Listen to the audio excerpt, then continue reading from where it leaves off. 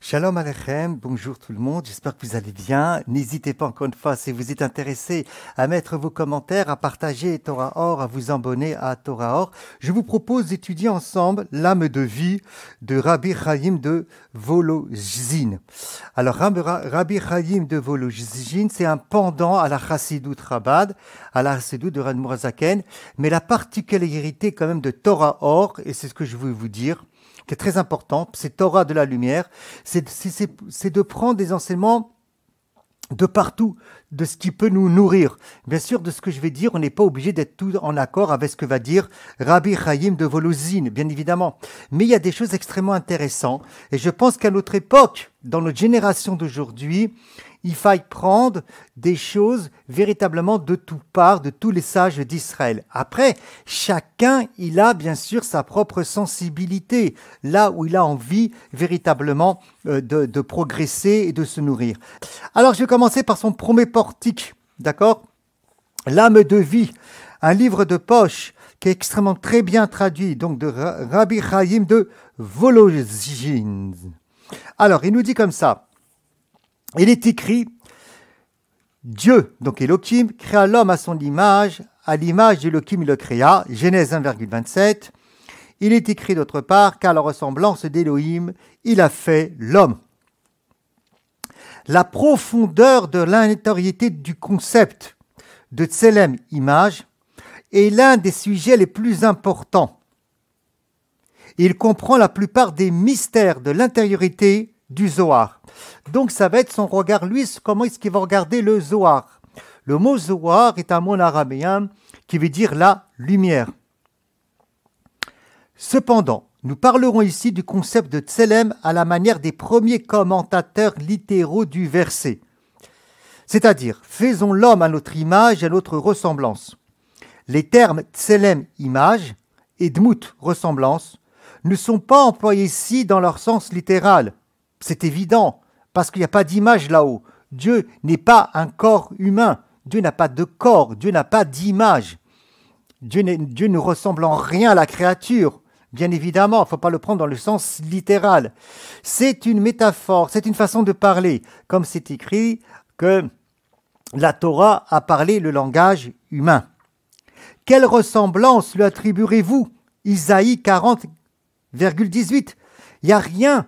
Véritablement, on ne ressemble pas à Dieu. Alors, c'est vrai, il va l'expliquer, c'est intéressant. Pourquoi? J'ai une intelligence, je réfléchis. Dieu aussi l'intelligence. Oui, mais mon intelligence ne ressemble pas à l'intelligence de Dieu. J'ai une science. Oui, j'ai une science. Très bien. Lui aussi, il a une science, mais c'est une science divine. On est dans le monde du divin. On est dans la réalité divine. D'accord? Et c'est pour ça que l'âme de vie nous dit, il exprime plutôt une certaine ressemblance sur un point précis. C'est simplement une ressemblance sur un point bien précis. Et pour ça, il va rapporter un psaume, le psaume 102,7. Qu'est-ce qu'il va dire? David parle. Et David, il dit, je ressemble au pélican du désert. Est-ce qu'un homme est un pélican?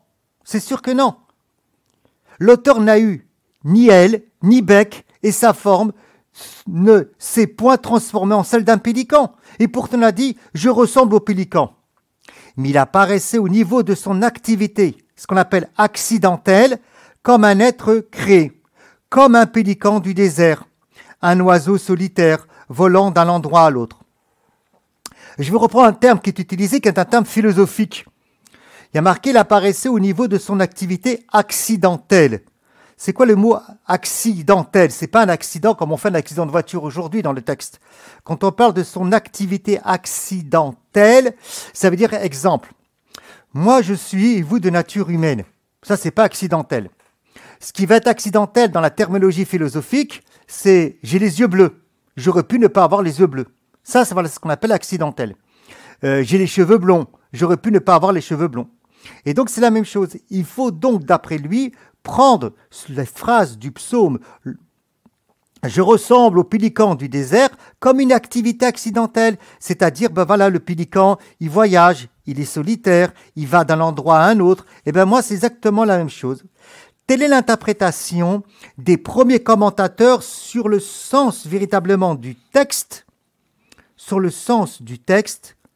La même explication vaut pour le Tselem, car l'homme est fait à l'image de Dieu, se ressemblent dans leur signification sous un certain aspect, mais on ne ressemble pas à Dieu. On n'est pas des êtres divins par nature, bien évidemment. On n'est pas le Dieu. Donc, ce n'est pas le prendre dans le sens littéral.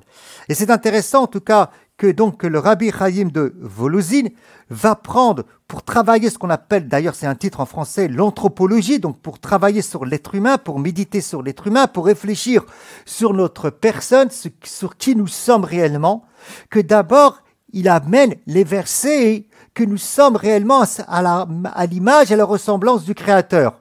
Mais c'est encore une fois, il ne faut pas le prendre dans le sens littéral. C'est-à-dire, vous voyez, il y a un regard positif sur l'être humain. Et on en parlera, je le répète, très souvent.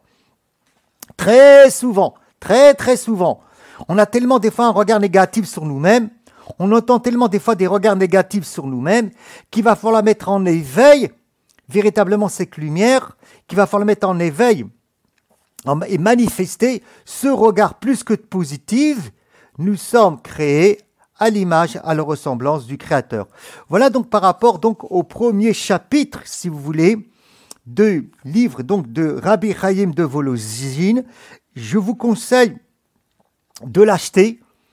Oui, je vous conseille de l'acheter parce que c'est important d'avoir ça aussi dans sa bibliothèque. Ça donne quand même un regard extrêmement intéressant. Nous continuerons avec les deux dieux, le petit chapitre de Dieu 2, toujours dans ce premier portique.